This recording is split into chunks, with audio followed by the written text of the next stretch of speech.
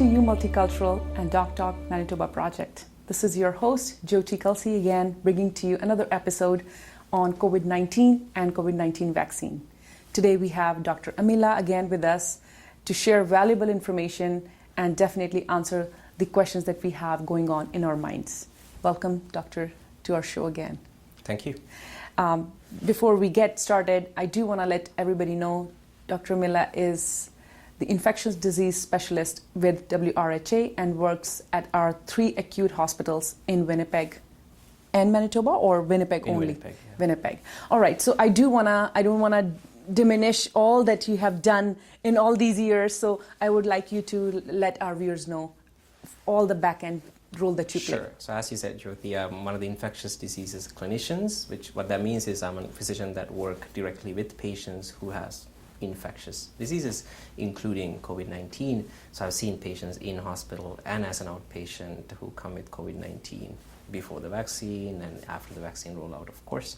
I'm also an assistant professor with the Department of Medicine at University of Manitoba. So you're a busy person. Busy enough. All right. So likewise, this series is all about, trying to get more information out there. We have gone through third wave, which was definitely intense. Yeah. What do you see upcoming now? Yeah, so I think it's up to us to make the best of it. Exactly. So, these waves are tough. It's tough to predict because vaccine is only one part of it. It depends on our vaccine uptake, depends on what kind of variants are out there, and depends on our public health measures trying to curb the infection rate from picking up. Right. So wave 3 was tough because, we were just starting to vaccinate and we got this alpha variant coming and people were getting sick and a lot of people coming into the hospital and we had to shut a lot of hospital services down because we were running out of beds. And luckily we were able to come out of it. We lost a lot of people, but yes, we did definitely. came out and the system somehow survived. Yes. But now we are seeing the fourth wave effect in Alberta and Saskatchewan where they are struggling to find beds for their patients. They had to ration beds. For example, Alberta, they had to decide which patients get what services. That should never be the case in a developed country like Canada. Right. So and that's exactly what we want to avoid. And vaccination is a big tool in to avoiding help that. Yeah, because more people are vaccinated. Even if we see more infections, the chance of getting hospitalized is lower. Yes. Yeah. So what I hear is we could have a fourth wave, which we already see in Alberta is happening. Yeah. So what is the rate of vaccination there? So Alberta overall has about 70+%, just like Manitoba. Okay. Very similar to Manitoba. What makes it more end up being in the situation that it is in? So good question. So I think you really have, it's difficult to look at the overall vaccination rate and predict what's happening. But so you do really need to look at exactly what's happening. So it kind of comes down to who's coming into the hospital. Right. So 70% of double vaccinated mean there's 30% of the population that's not vaccinated. Okay. Exactly. So in Alberta, that's so a we huge cannot number forget of that. population. Yes. So I'll show you a map of vaccination in Alberta, if you don't mind. For sure. So while Alberta is 70% overall vaccinated, you can kind of see these color-coded numbers. Right. There are regions, most of the regions, but this yellow or light orange color means they are vaccinated less than 50% in those communities. Yes. So you can imagine when the virus, especially a virus like Delta variant, makes it into those regions, you're going to see an increased number of infections. So those are the patients that come to the hospital. Right. Those are the patients that end up getting admitted to the ICU. And when we say 70%, we mean 70% of the eligible adults, right? So we still have the kids we have to protect. And the best way to protect the people that are not allowed to get the vaccine yet, to get as many people vaccinated as possible that are selected for the vaccination based on their age. So how does that apply in Manitoba? Do you think that's still the scenario in Manitoba as well? So it's difficult again to predict because our, Alberta did lift their restrictions much quicker than we did. Exactly. So everybody went to Jasper and Banff. Exactly. So it really comes down to it's multiple things happening at the same time. I like to think Manitoba overall did a much better job compared to some of our peers when it comes to our restrictions. So it's up to us to decide what the fourth wave will be like. We will definitely see a fourth wave. I'm hoping for a little ripple, not a big wave like we did in the third wave. So it's a matter of where the virus goes. If we do have some regions that have very poor vaccine uptake, So if the virus does find its way into those regions in our next wave, those regions will see a crisis, a healthcare crisis. So we'll have to see what happens at that point. So I guess I would ask a question which I think everybody knows the answer for, but I'm still make it happen that you say it. How can we avoid this fourth wave? Yeah, so I think the government will play a big role in avoiding the fourth wave, yes. deciding how big the wave becomes. But I think there's some individual responsibility we need to take, given it's a public emergency. Right. And I think the main thing we can do is vaccinate ourselves. Right. And if you think there's a reason you shouldn't be vaccinated, talk to your physicians and talk to your faith leaders and see why those are the reasons you shouldn't be vaccinated.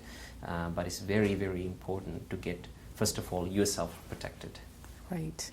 I mean, it's been fourth wave now, but still there is that question, like this COVID-19, where did it occur from? You work in that, and I know you did mention it's more a clinical practice that you do, not a fully research, and I don't know, am I saying it right? Correct, yeah. So you probably do research. Is something like this can be created, or this is something that just like a flu happens in the air? You can't really create a virus, but there potentially there's a chance a laboratory production of virus can leak out. But we don't really know where exactly COVID-19 came from. We have had multiple pandemics in the past. We had SARS-1, right? Right. Yeah. We had H1N1 outbreak. And before that, we had the Spanish flu. So all those things, usually what happens is as our world population is increasing, we are living closer and closer with wild animals. So we are transmitting viruses in between our different species. And that's usually where this kind of stronger viruses come, where a virus jumps from a different species to a human species. It's a whole new virus for a human. So we do struggle with controlling them. As far as the actual origin of the virus goes, as we all know, is very politicized. So I can't really predict where exactly it came from. There's research ongoing in China, in other places, trying to figure out if there was any, conspiracy reason that the virus came on. So we had to wait and see. What I know is, right now, the virus is here. We had to deal with it. Exactly. As much as we want to run from that reality, but we have to tackle it because there's no other way out. Yeah.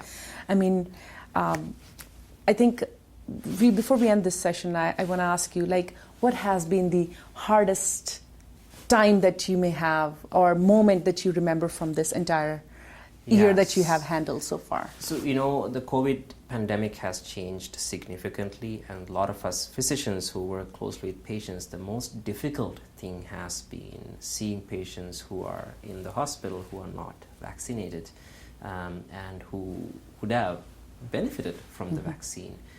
Because I truly think severe outcome from COVID-19, including getting into the ICU, including dying, right now is a vaccine preventable disease. I see. Just like measles, just like mumps, just like smallpox. This is a vaccine preventable disease at this point. You might still get an infection from the vaccine, but if you're vaccinated, your immune system will fight it off much better than when you're not vaccinated. So I think the most difficult thing is seeing patients who are not vaccinated in the hospital. Right. I can imagine being present there and it's not tough. Somebody's relying on you, but you're trying your best to help. But there's some part that we all need to do as well, right? And we don't have great treatment once you have the disease. We will do our best to make sure that we treat any complications that may come, but nothing's a guarantee once you have the infection. Where do you think why this hesitation even comes up? We go for flu shots. Yeah. We get chickenpox vaccine. We got all kinds of other vaccines. When doctor said it, I got it. Why this hesitation is there? I think it's just because it was available in a year. I think that's probably one thing. I think it's two-part. People are a lot more in tune with our what is happening, our rights, and not being able to take control of our own bodies, and that's absolutely the right thing to do. Sure. You should be asking questions when there's a new treatment, a new virus circulating.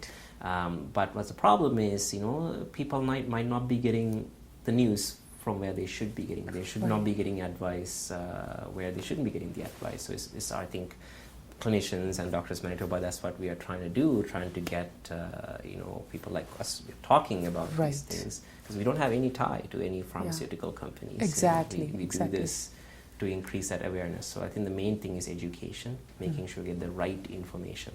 Okay. What do you think, again, could have been done or should be done as of now to make sure we are at 100% vaccine rate? What from you being a doctor yourself? I think education is the biggest thing. Making sure we make it easy for people to get the vaccine.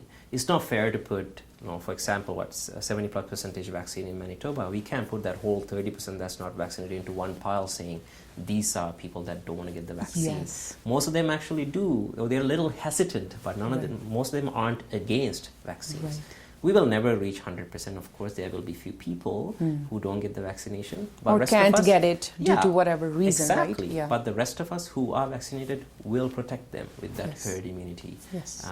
But it really comes down to education and accessibility. We have to make sure there's a way to get them the vaccine. So do you think accessibility is the reason in those areas where the percentage is still low, or? Yeah, some of the regions, yes. Especially within Winnipeg, I think most of our newcomers, the refugee, immigration population, a lot of them are working 2-3 jobs a day. They have big families to take care of, and so they might not have time. And they might not have the skills to go online and book the appointments and find where the vaccines are, so I think that has become an issue. Yeah. So hopefully we can address that in the next few months. 100%. So I guess it's, rather than just saying that they are not getting it, it's the job of other people who have got it and who know them, at least make it accessible to them who are not able to get it. Right. Reach out to your family members, your friends, and ask them, like, is there any reason why you're not getting vaccine? You need any help from us. Exactly. Yes. So before we end this episode, I have one question burning in my mind, because we were discussing in the green room and one of my colleagues brought it up, that China has 80% of vaccine rate and the cases are only 21 cases as of today. And we are at the same percentage, 10% less, but we are almost there. And it looks like we are going to have the fourth wave. Alberta already has it. Why this such a difference? Yeah, so why only Canada keeps on getting the cases and no other country? So it's a tough comparison to make. First of all, we don't know exactly where the data is coming from and what they mean by that number.